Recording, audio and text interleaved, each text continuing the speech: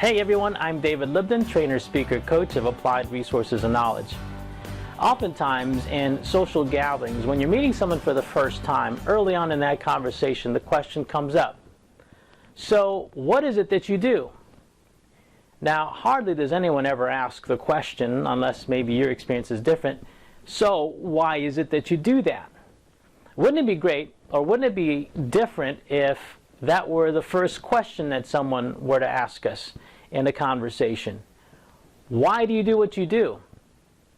I remember not too long ago I went for my annual checkup and my doctor reads me these lists of numbers that have to do with blood pressure, weight, and cholesterol and so forth.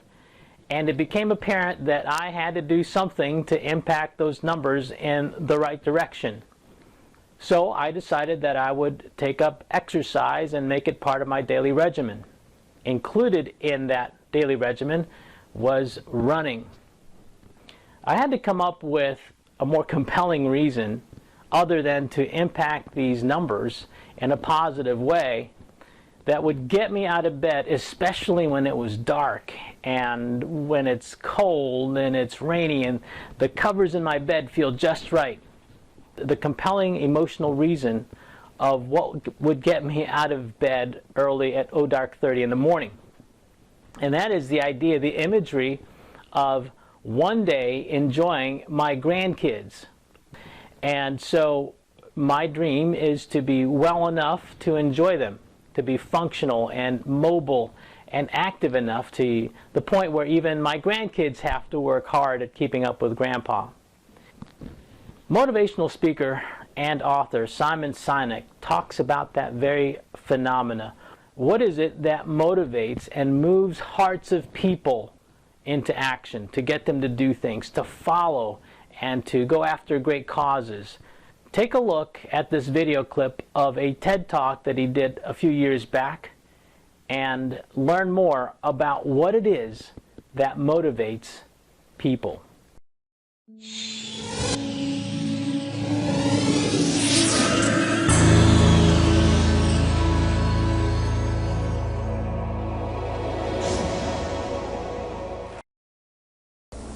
There's a pattern. As it turns out, all the great and inspiring leaders and organizations in the world, whether it's Apple or Martin Luther King or the Wright brothers, they all think, act, and communicate the exact same way, and it's the complete opposite to everyone else.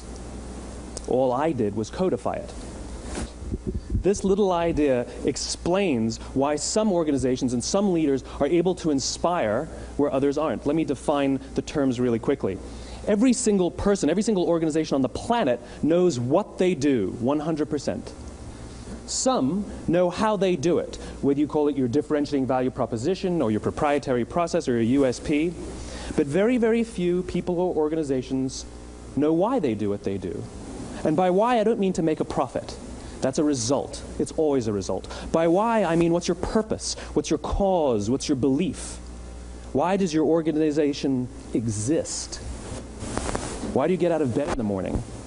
And why should anyone care? Well, as a result, the way we think, the way we act, the way we communicate is from the outside in. It's obvious. We go from the clearest thing to the fuzziest thing.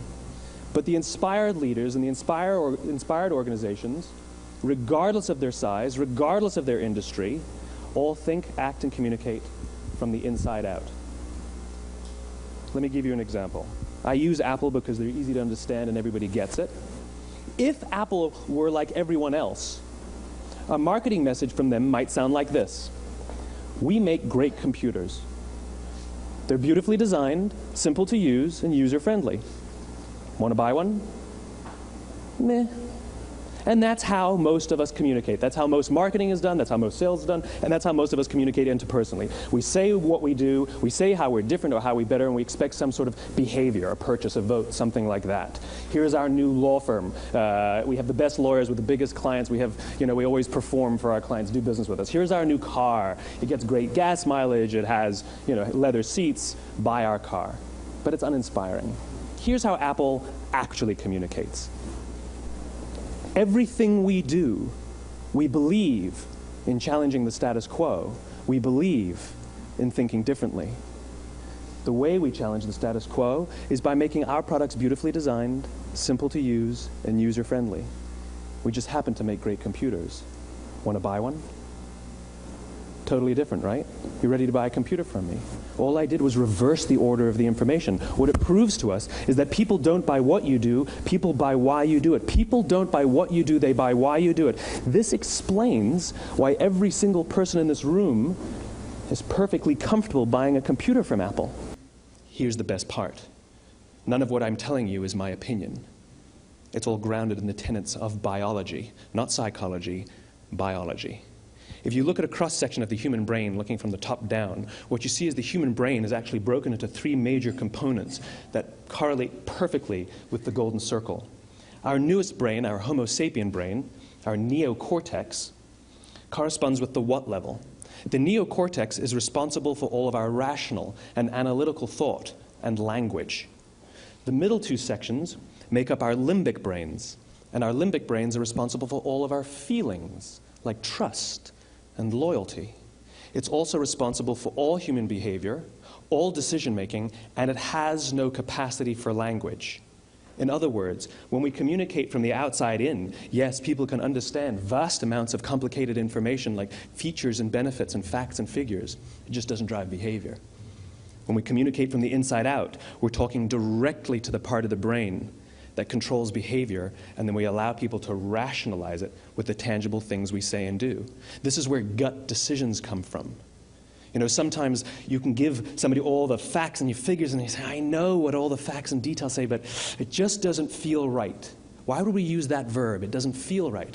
Because the part of the brain that controls decision-making doesn't control language. And the best we can muster up is, I don't know, it just doesn't feel right. So the question for you today is, what is it that gets you out of bed? Why do you do what you do? Take a few moments to journal your response. In the meantime, apply knowledge to realize more of your destiny. Talk to you soon.